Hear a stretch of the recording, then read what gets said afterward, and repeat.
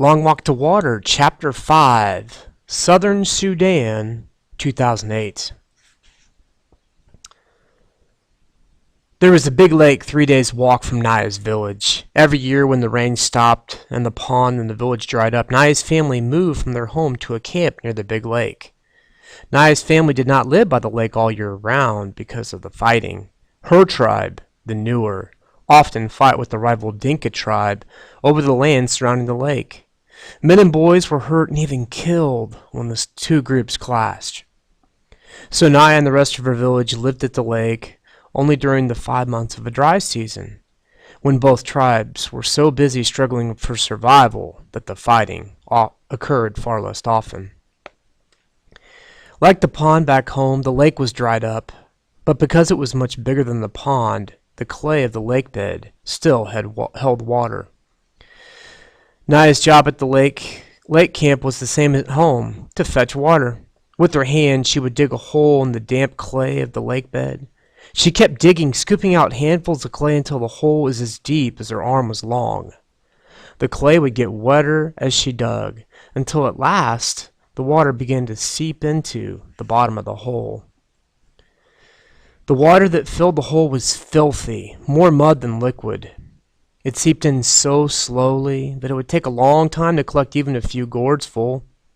Naya would crouch by the hole, waiting for water, here for hours at a time, and every day for the 5 long months until the rains came and she and her family could return home. Southern Sudan, 1985. Salva's eye was swollen shut. Buska's forearms were lumpy and raw. A friend of Buska's had a fat lip. They all looked as though they had been in a terrible fistfight. But their injuries weren't bruises. They were bee stings. A fire had been started under the tree to smoke out the bees out of the hive and make them sleepy. But as Buska and the other Jokol men were removing hive from the tree, the bees woke up and were not at all happy to discover that their home was being taken away. They expressed their unhappiness very clearly by buzzing, swarming, and stinging. Stinging a lot. It was worth it, Salva thought as he touched his eye gingerly. His belly was a rounded lump stuffed full of honey and beeswax. Nothing had ever tasted so good as those pieces of honeycomb, dripping with rich, luscious gold sweetness. Along with everyone else in the group, he had eaten as much as he could, and then a little more. All around him, people were licking their fingers in great satisfaction, except for one Dinka man who had been stung on his tongue. It was swollen so badly that he could not close his mouth. He could hardly swallow. Salva felt sorry for him. The poor man couldn't even enjoy the honey. The walking seemed easier now that Salva had something in his belly.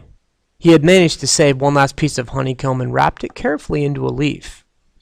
By the end of the next day, all the honey was gone, but Salva kept the beeswax in his mouth and chewed it for the memory of the sweetness. The group got a little bigger with each passing day. More people joined them, people who had been walking alone or in little clusters of 2 or 3. Salva made it a habit to survey the whole group every morning and evening, searching for his family, but they were never among the newcomers. One evening, a few weeks after Salva joined the group, he made his usual walk to the fireside, scanning every face in hopes of seeing a familiar one. Then, ouch! Salva almost lost his footing as the ground underneath him seemed to move. A boy jumped to his feet and stood in front of him. Hey, that was my hand you stepped on! The boy spoke Dinka, but with a different accent, which meant that he was not from the area around Salva's village. Salva took a step back. Oh, I'm sorry. Are you hurt?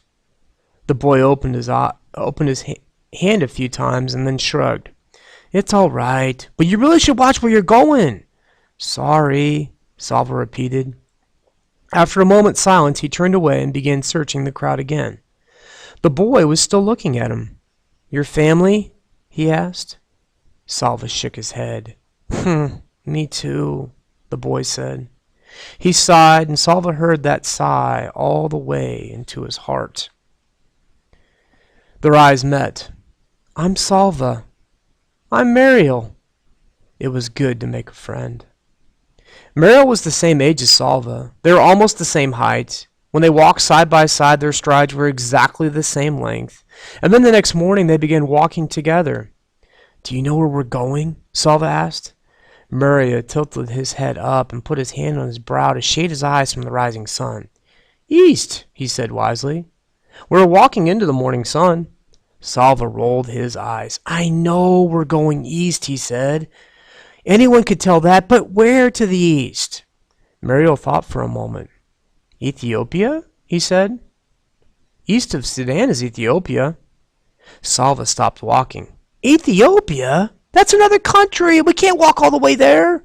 "Well, we're walking east," Mariel said firmly. "Ethiopia is east." "I can't go to another country," Salva thought. "If I do, my family will never find me." Mariel put his arm around Salva's shoulders. He seemed to know what Salva is thinking, for he said, "Oh, it doesn't matter. You don't know if we keep walking east, we'll go all the way around and come right back here to Sudan. That's when we'll find our families."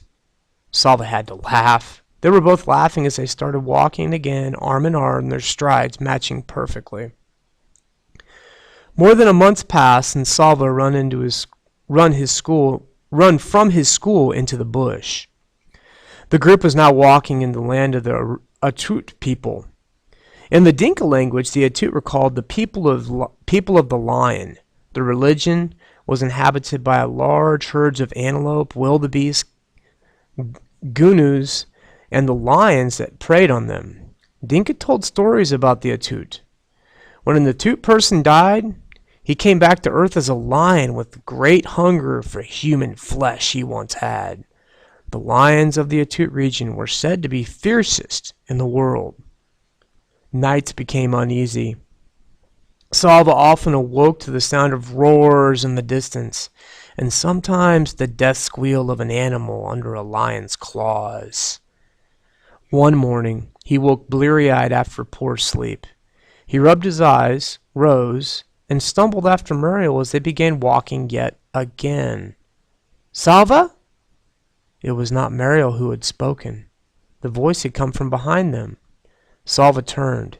His mouth fell open in amazement, but he could not speak.